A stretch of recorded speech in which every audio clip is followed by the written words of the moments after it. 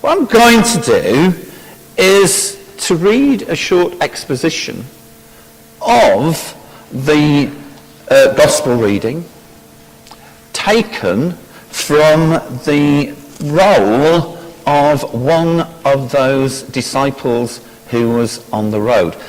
So to help you, so rather than looking at me and thinking, well, it's Chris who's speaking, you might like to actually open up your service sheets again. Not the newsletter, by the way. Come on, leave them till later.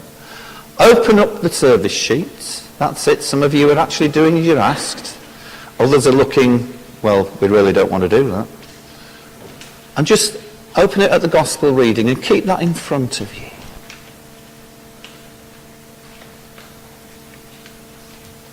It seems so long ago now, and yet much of it I'll never forget. Especially how foolish all of us felt when we realized what Jesus had actually been teaching us. What he had really been trying to say. Do you ever have that feeling like, oh, now I get it. Now I understand. That's the way it was for us too. But maybe I'm getting ahead of myself. Let me take you back to those events. It all began when we were making our way through Galilee on the way to Jerusalem. Jesus had just been on the mountain with Peter, James, and John, and even though we tried to get them to tell us what had happened, they said they couldn't even put it into words if they tried. While he'd been on the mountain, we had been approached by a man whose son was demon-possessed. He knew we were with Jesus, but we knew that Jesus couldn't be disturbed, so we tried to help this poor boy. All of us tried. And all of us failed. And boy, did we try everything we knew. But when Christ came down, he healed that boy like it was nothing at all. When we got a chance, we asked him why it hadn't worked for us. And he told us that this kind only came out of prayer. Well, as I was saying, we were on our way to Jerusalem through Galilee. And you could tell that there was something about Jesus that was a little bit different. There was a seriousness about him. He wasn't stern or mean or anything, just more serious. You could say he was more urgent too. Like there was something he wanted to tell us, and he tried, but we were too busy focusing on ourselves to really listen. Although I have to admit that the things he would tell us sounded a little strange and frightening. Things like, the Son of Man is going to be betrayed into the hands of men. They will kill him, and after 3 days he will rise. I mean, we just didn't get it. We just didn't understand. I think that's why he tried so often to get us alone. And then, talk about a downer at a party. I mean, all of us were suddenly sitting around eating all the things that were laid before us, laughing, cracking jokes, and here comes Jesus saying things like, I'm going to be betrayed. I'm going to die. I mean, what do you say? We didn't know. Maybe we really didn't want to know. Maybe it was because we didn't understand when he answered some of our other questions. And after the encounter Peter had with him, we didn't dare ask either. But we had another discussion going on. All of us who followed Jesus were asking the question, which one of us is the greatest? I can't remember how it got started. I think some were jealous of the Trinity. You know what I mean. Peter, James and John, who always got more attention from Jesus, or who even asked the question to begin with. Perhaps it was Thomas. Thomas was good at asking questions. You know, he almost doubted Jesus for himself all the way through. But anyway, the discussion got pretty heated, and because we could tell that Jesus was deep in thought and didn't want to be disturbed, we just kept to ourselves and we argued all the way to Capernaum, all the way to Andrew and Peter's house, where we spent the night.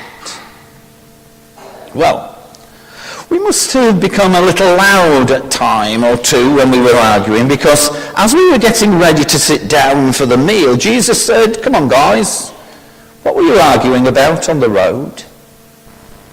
We all just stood there and looked at each other. And then we looked down at the ground, but definitely not at him. You could almost cut the tension and silence with a knife. We were so embarrassed. Seems so petty now. But we'd been arguing about which of us would be the greatest, and even though we were highly embarrassed, truth is, we still had more to learn. One thing we learned was that Jesus was already fully aware of what we'd argued about, even before he asked the question. He always had an uncanny way of doing this, knowing our thoughts before we said anything. He did it with the Pharisees and the scribes and religious leaders as well. It was always amazing how he knew. Sitting down, he said, "If anyone wants to be first, he must be the very last and the servant of all." Oof. I still remember the chill going down our backs, the hair sticking up on our necks. How he had known what we had argued about was beyond us. Well, I can tell you what he said to us didn't match our definition of greatness at all. Being last, being a servant, that's not what we were interested in. But how often we were reminded that we were interested in was opposite of what Jesus told us. We thought in order to be great, we should be first. We wanted to be served, not to serve. And here he was, telling us about being last, about being a servant. And then Jesus pulled a small child over to stand beside him. That was something else Jesus always did. He noticed the unnoticeable. We'd all walked past this little child and never even realized he was there, but not Jesus.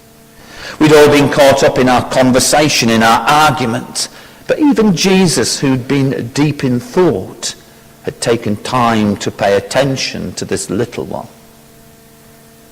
We'd been too self-absorbed, too busy, too distracted. But not Jesus. He noticed that little child, and he used him to teach us the lesson. A child, a nothing. If we wanted to be great, really great, then we would take an interest in other people. We would learn to care about people, seemingly insignificant people, even children. People who no one else cared about. Jesus was telling us that when we care about such people, one is really receiving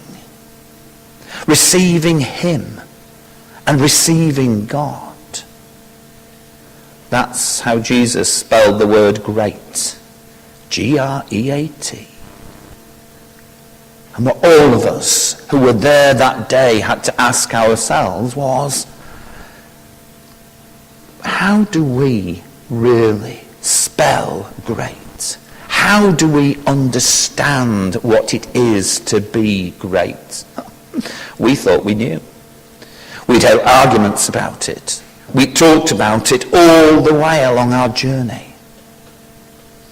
But what Jesus revealed to us, not only on that day, but many, many other days, including the day when he was crucified, the day when he rose from the dead, is that being great is not defined by the number of servants that you have, but by the willingness you have to offer yourself to others.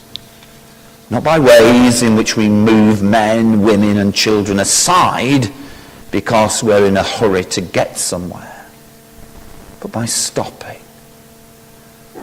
to care for those who would otherwise be uncared for, and in doing so, showing our love for God, and in doing so, becoming great. I wish I would have caught that message long before I did. It would have made a huge difference in my life. But gratefully, Jesus was gracious to me, and I did learn how to be great. I hope that God is as gracious to you as he has been to me.